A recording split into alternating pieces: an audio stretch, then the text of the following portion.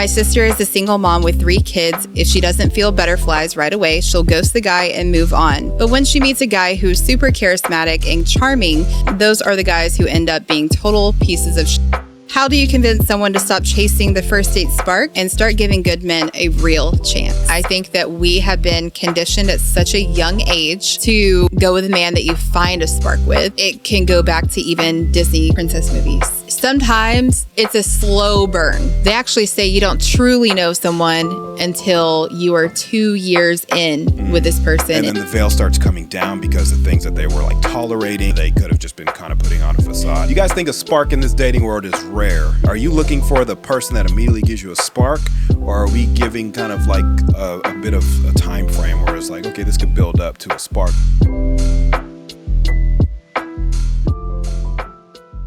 My sister is a single mom with 3 kids, and she's been dating for a while now. The problem is she's obsessed with feeling that instant spark on the first date. If she doesn't feel butterflies right away, she'll ghost the guy and move on.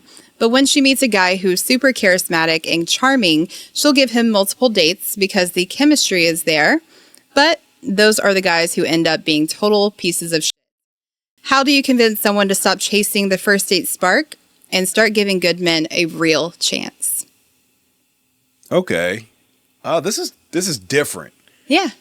This is different because I didn't really even know this was an issue. I guess I haven't heard anybody complain about this before. Right. Absolutely. Okay. So she is having... So she feels a spark because the guy's charming, not because, because she has the instant chemistry with him. I mean, I do come from a world where instant chemistry is a big deal. Mm-hmm. It does say something about how the relationship could potentially go. Right. It doesn't always say people, right? Because sometimes people date for different reasons. You could meet somebody at work and they could annoy the hell out of you for 6 months. And then after that, you kind of find the charm in them and you kind of find the good in them. And then maybe you kind of start little by little falling for it. People fall for each other at work all the time, that there weren't instant connections. Or you might go to church with somebody, or you might, meet somebody at school, a classmate who isn't instantly somebody you might have gone for even initially, but over time you kind of like fell in love with their personality. You guys seem to get along well. Even, the other thing is that you could potentially not know what you're attracted to or what works for you long term. Yeah. So having that immediate spark with somebody isn't always a necessity or mandatory, but I do think a pretty good percentage of the time it is a good kind of what's the word? It is a good measure of how the relationship could go. Okay. Yeah, I can see that. When I first met you, I think that we instantly really liked each other. And that could be a bad thing over time, right? You could be obsessed with somebody and then like have a horrible falling out. But I mean, also it could go the opposite way. And I think it did. And I think a lot of times it does,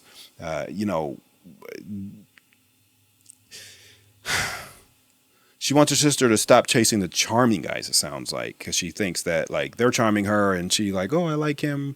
And they end up being assholes. And it's like, go for the guy that maybe there isn't like such a spark at first. Okay, this is not bad advice. I think it comes down to knowing yourself, knowing your likes, your dislikes, your pet peeves, things that you could live with, things that you could survive with, right? And then when you start talking to a guy, right, have your little checklist, because we all have it. Have your preferences. We do. But if they start kind of checking some of those off, maybe there isn't an instant spark there. Maybe not immediate, like, oh, I mean, this guy's amazing. But I'd say there maybe could be like a 3-date rule or a 5-date rule, something that gives you the time to really figure out if this could potentially lead to a spark. There's a lot of self-awareness that comes here. When I start dating or when I start talking to a girl, let's just say like the spark isn't immediate. There are also other signs that let me know like, oh, I could probably see myself maybe long-term with this person, or this could fizzle out. She I don't like these specific things about her. It doesn't mean that they're bad things. They're just things that I personally don't prefer in a partner. Right. And then I say, and sometimes that takes the course of, a week or 2 weeks or even a month. I mean, it really just depends. Obviously, when you start dating somebody, especially if it's like on a dating app or on Facebook or whatever, a lot of times it's based on the physical aspect of them. So you at least know you're physically attracted to them, right? Right. Unless it's a blind date or something like that. But let's just go off the fact that you've seen this person, so you probably at least physically attracted to them, right? So we're good there. And then personality-wise, yeah, I don't know. I mean, a spark at the beginning is a really good thing. And it's also, if she keeps getting done dirty by the same type of guy, I mean, at this point, it's kind of what they call insanity, doing the same thing over and over again. But it doesn't mean that she shouldn't have a spark with the guy. It should just maybe not be based on, oh, he's funny and charming. Those could be parts of your checklist, but also we also should know our like deeper dislikes and likes. Yeah. That way we could start kind of figuring out, hey, is this something I could see long term? They're stable. Do they have a good job? Or are they a family man? Do they have a dog that they take care of? Whatever little things that you could kind of look for, and then maybe see yourself like, okay, this could potentially work long term. Maybe I don't feel an immediate spark like I want to jump his bones today. But if he starts having those qualities that you can see yourself long term with the person, then give them some time. See, and that is the issue. I did have to summarize it a little bit because of how long the story was. But the guys that she is passing on are good guys on paper. It just isn't that instant spark right away on the first date. How do you feel about instant spark? I mean, do you think it's important? I believe, we had an instant spark, but we have to remember we did have a few weeks of talking before we went on our first date, right? The chemistry and the spark was absolutely there. Like the moment we talked, I think that I honestly kind of feel like that's a little rare. In the dating world we are in right now. Do you guys think a spark is rare? Do you guys think a spark in this dating world is rare? I would like to know how people actually feel about this. Yeah. Are you looking for the person that immediately gives you a spark, or are we giving kind of like a bit of a time frame where it's like, okay, this could build up to a spark. This could build up. This is really hard. Yeah. I'm trying to think of past relationships. If I had immediate sparks with all my partners, I almost feel like I did though. You did? I mean, okay. They didn't have to be like super strong, but I kind of know myself pretty well to say like, these are the things I like and things I dislike. And then so when I start talking to a person, it's like, oh man, they're like meeting all of these. I mean, and mine are pretty simple. It's not like you have to hit like specific things, but while they're simple, not every single girl has these qualities. So it does minimize and kind of like weed out what I personally would end up having a spark with. I will say I've definitely like ignored some things that I probably wouldn't I don't say put up with, but things that I didn't like. And then, after so long, they did become an issue. Yeah. I don't know. Like, I've never had a spark. Our spark was an insanity. I mean, I agree. I was really, really, I really, really fell for you pretty quickly. I don't know if that's happened before, but I feel like some sort of spark's got to be. I mean, yeah. I mean, like, I just I've been out of that world for so long. I know. But I hear from, like close friends and just things that I see online, like of how like hard it is dating. And this woman is actively dating and she has 3 kids. We already know the dating pool is really bad right now. Yeah. I don't even know if you get to... It's really bad. I don't think sparks are flying. Yeah, and I don't even know if you get to be picky enough to have a spark with every single person you date. But don't get me wrong. I'm not going to tell people what preferences to have and what not to have. Okay. But it sounds like you're saying to settle. I'm not saying to settle. One thing that sparks aren't flying these days, so we'll just go for like the match. We're just like flickering a match. So what I think is happening and has been happening for a really long time as women, I think that we have been conditioned at such a young age to go with a man that you find a spark with. It can go back to even Disney princess movies. Okay. Right? Oh, so we're like watching a lot of conditioning. A lot of that. Absolutely. Yeah. The Prince Charming, like, them falling in love, and there's like this spark. Yeah. Right? Yeah. But then that goes on into the TV shows that we would watch growing up and the movies, even the rom-coms, right? Like they are literally like most of them. Like the romance movies, there's that like instant spark where they like run into the person like at a cafe and they're like locking eyes, and it's like, it makes you feel like that is what it is supposed to feel like with your partner. And when you find it, it is the most incredible feeling because, like, that was us for sure. Yeah. However, it doesn't happen for everyone, unfortunately. And I think that sometimes it's a slow burn. Yeah. That's just how I feel. This is hard. I don't know if I agree with this. I think a spark is almost, I don't think finding your person, I don't think it makes it mandatory, but I do think it's a big deal. I think that a spark is a huge deal because if you believe in having a soulmate, I don't see a world where you meet your soulmate and sparks don't fly. Okay. No, I could see that. I could see it. Because like the idea your soulmate is somebody you would have this immediate kind of, and it doesn't mean they have to like, oh, they're hot, they look good, they make a ton of money, they check every single box, but it's like kind of sometimes when you know.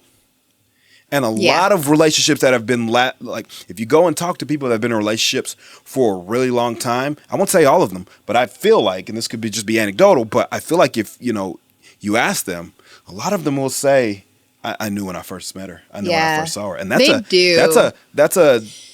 an analogy or synonymous with sparks flying. Okay. You have a really great point there. I think the problem here is she's reading sparks flying the wrong way. Yeah. From what her sister said is that these guys are charismatic and funny and charming. Yes. And to her, but also what's charming to her may not be charming to someone else. So their charm working on her could be sparks flying. Clearly it's not working out, but that doesn't mean it's because sparks flew. Yeah. It could be not working out because, it could be something she's doing. It could be something he's doing. It could be, that's a good point. There's obviously sparks could fly, and then red flags could fly also at the same time, right? Yes. Guy could be a guy could be Dexter and be a murderer, and at the same time be an incredible. He could be what was it, Ted Bundy? Yeah. Right. Super charming, right? But also a murderer. So sparks could fly, but also red flags could fly, and that's a problem, right? And you're just disregarding the red flags because sparks are flying. So. Is there a problem in the way she's reading it? Is there a problem in the people that, because I do think, yes, slow burns are good. Yeah. And it doesn't mean you're settling. It could literally be your soulmate for somebody who's a slow burn. But, man, I don't know. It's like, again, if you ask couples that have been together for a long time or ones that got married, a lot of them, I feel like will say like, how many couples do you meet and you're like, it was okay at first, but then we just grew into loving each other. So Don't get me wrong, I think that exists. Heard it, but yeah. Well, there could be somebody be like, man, we couldn't stand each other when we first met, and then we fell in love. Right? That does happen. Yeah. And it could be 50-50. So I think it's more so, I don't think it's that like, oh, some guys sparks fly, some guys don't. And I think she's just bad at reading men. Yeah. She's either disregarding red flags in hopes that this charming guy is the one. So yeah, you're not, so I wouldn't steer her towards like, hey, stay away from the guys where sparks fly. I feel like I'm overusing that term. Stay away from the guys where things are incredible or you're insanely in love with them in the beginning. I wouldn't say stay away from that, but there has to be some discernment. There has to be some, is this because he just he's a comedian and he's making me laugh a lot?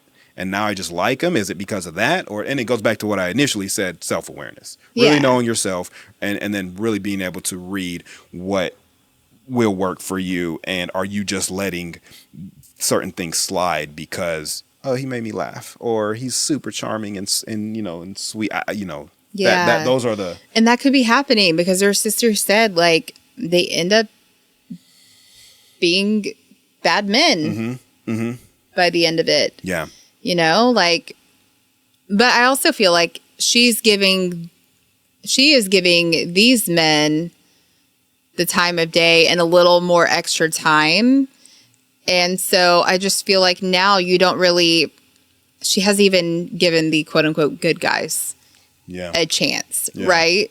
To see like, what is it? Like, is it her? Is it something she's doing wrong? Yeah. We also don't know the qualities of these guys that she's claiming are like charming and charismatic and end up being pieces of shit at the end. So it's really hard to tell like what type this woman even has. Yeah. So that was difficult for me. I love your idea though of the 3-date rule. Yeah. That was actually something that I thought of with this as well, because I feel like... Yeah, I'm a guru. You are.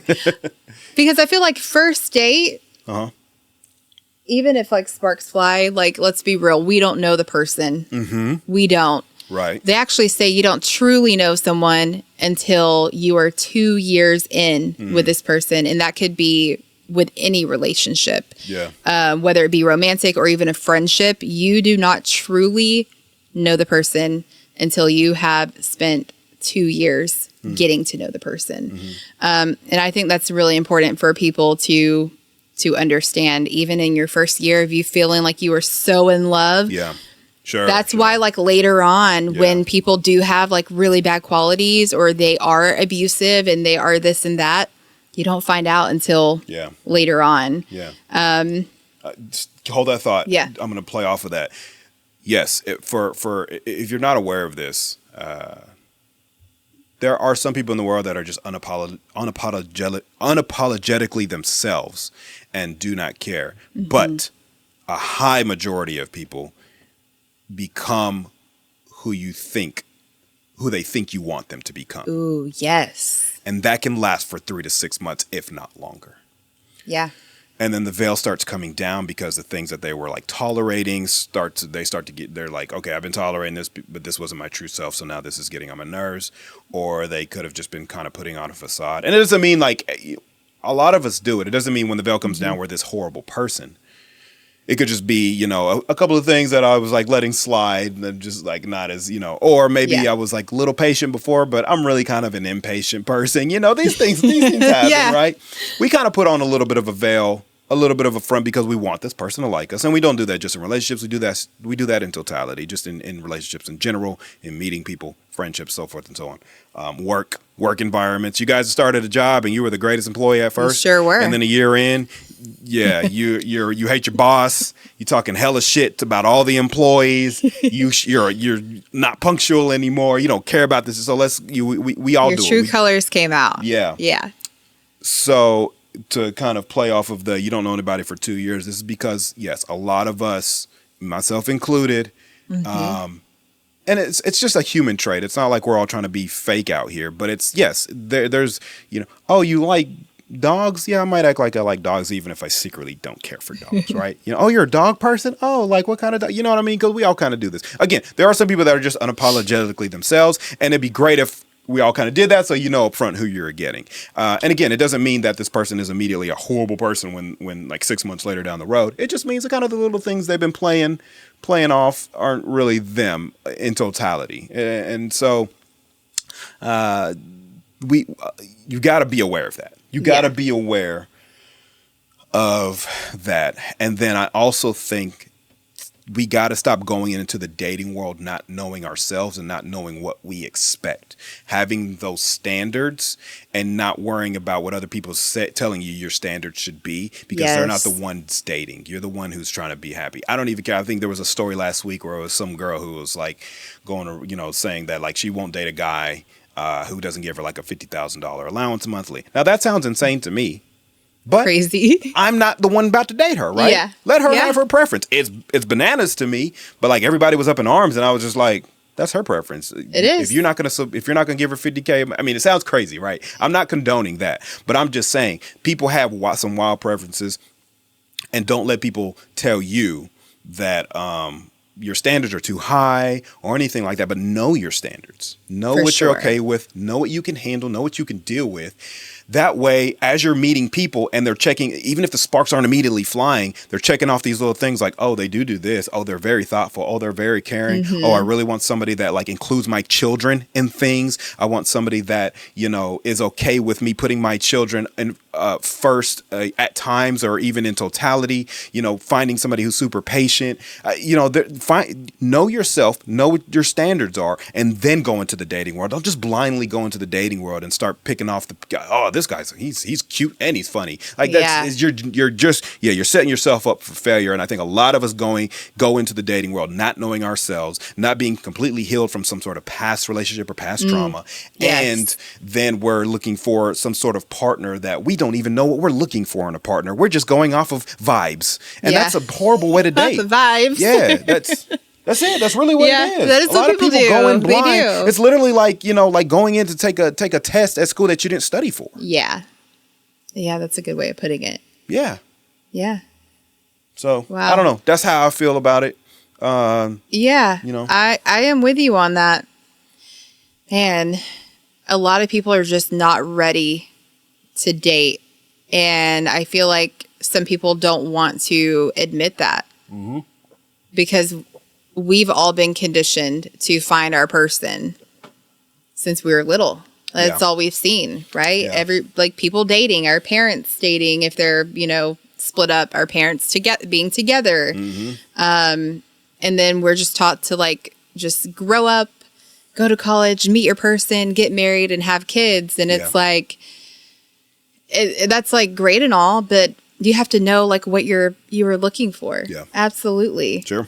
And when you're a single mom with 3 kids, you also have to think about the kids too. Yeah, that changes the game. It's not about it is about what you want, but also he has to check some boxes for your children as well that not a lot of men, check. Yeah, I don't care how charming he is. If he doesn't like kids, we have a problem. Yeah, absolutely. And that might be an extreme example, but... Yeah. I feel like maybe her sister is being a little too harsh with how she's saying it and feeling about it. Mm-hmm.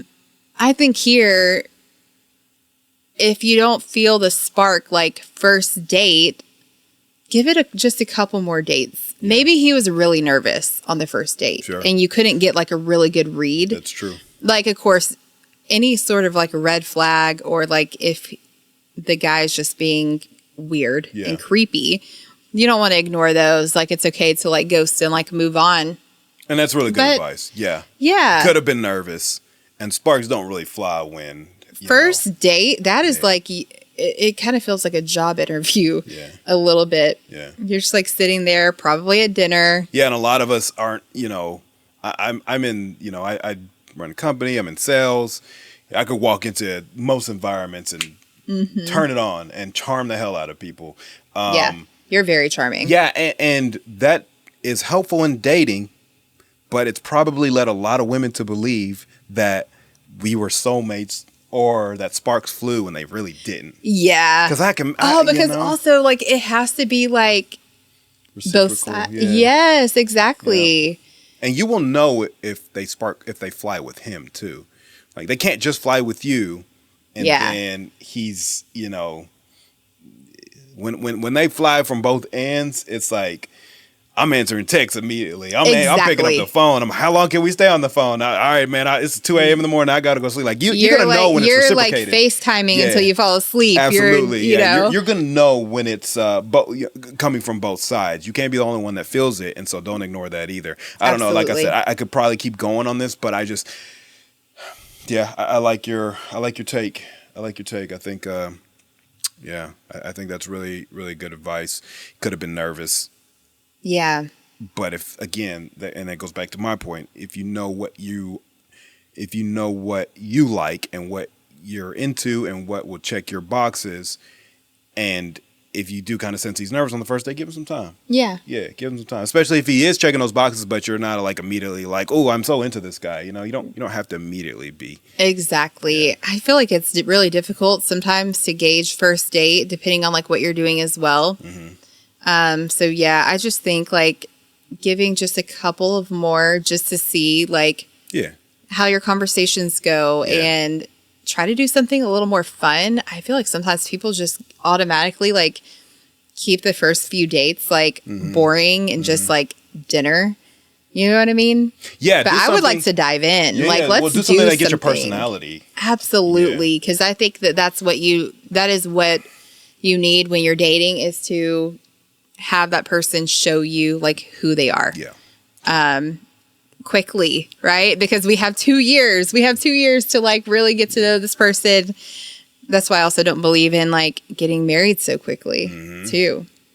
Yeah. You know? Yeah. But yeah, blind, so. You have to kind of like fast track it. But yes, I think that like, you know, give it some time. What like the sister who keeps claiming like the good guys, like that she keeps ghosting.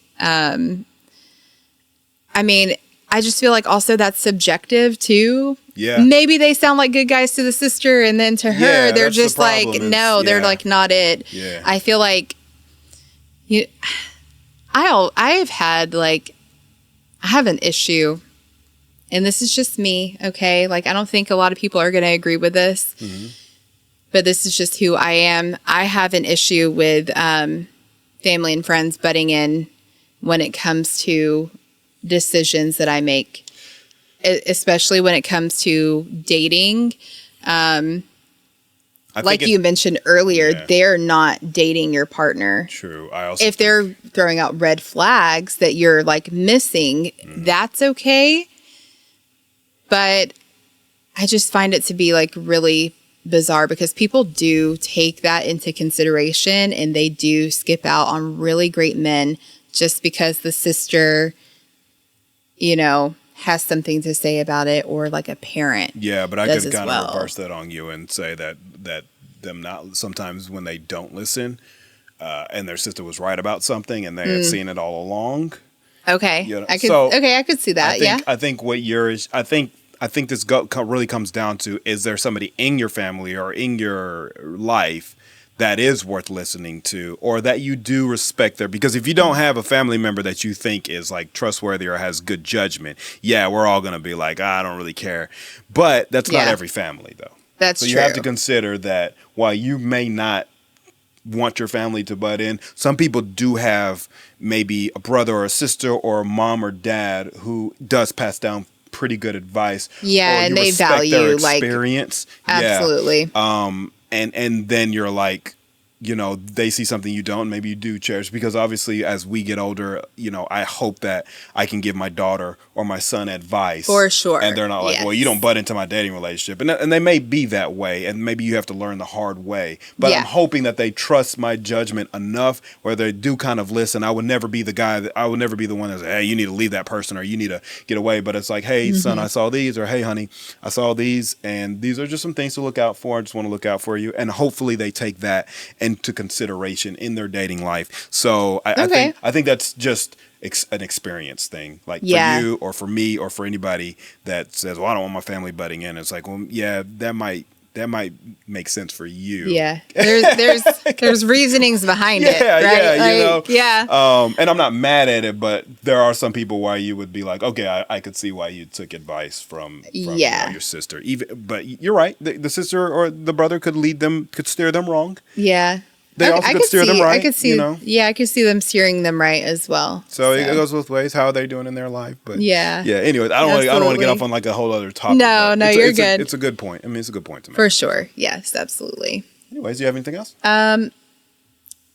No, I think that's it. I mean, like it's got to be hard though, being a single mom of 3 kids trying to date. I have 3 kids. I cannot imagine getting back out there. Getting back out there and trying to find somebody who is good for me and good for, and I have daughters. Good for her. and good for her. She seems to keep finding men that are willing to date her. She does. If she's been through so many that she's ghosting and talking to and doing her wrong.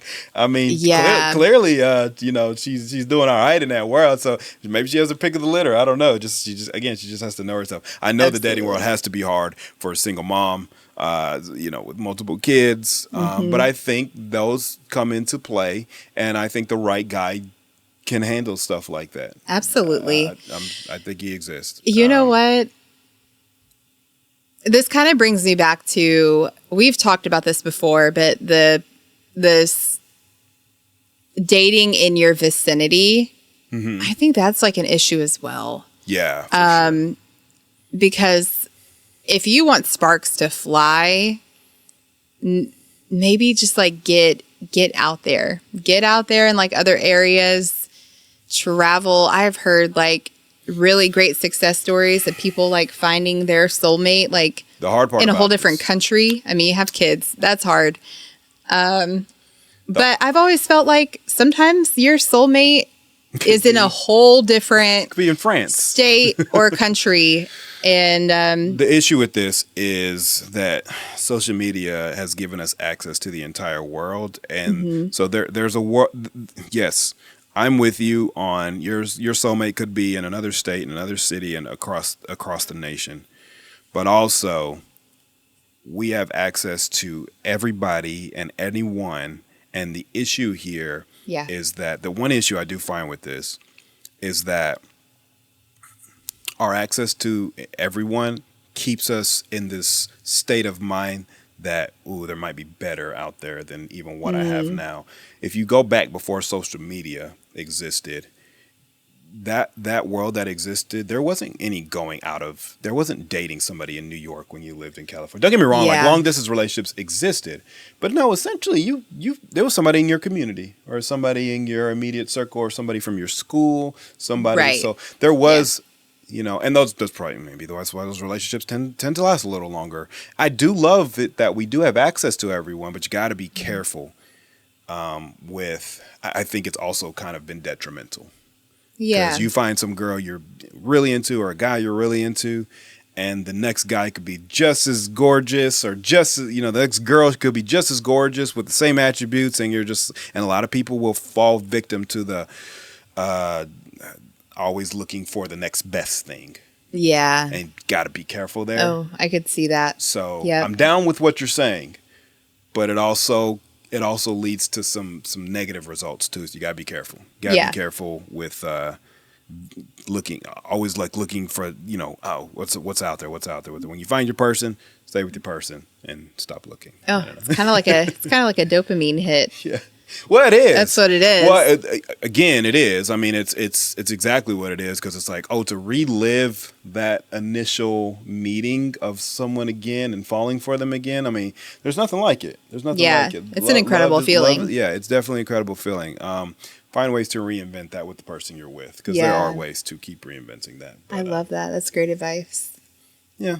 I know we got off on a little tangent, but that's all I got. Because we've been going for a while, but yeah. Well, that's all I have as well. Cool. All right. Well, thank you for tuning in. If you got your stories, if you got anything you want to send us, please email us at loveupfordebate@gmail.com. It's very simple. The name of the show @gmail.com. And we hope to see you on the next episode. Yes. We got some more stuff coming every week.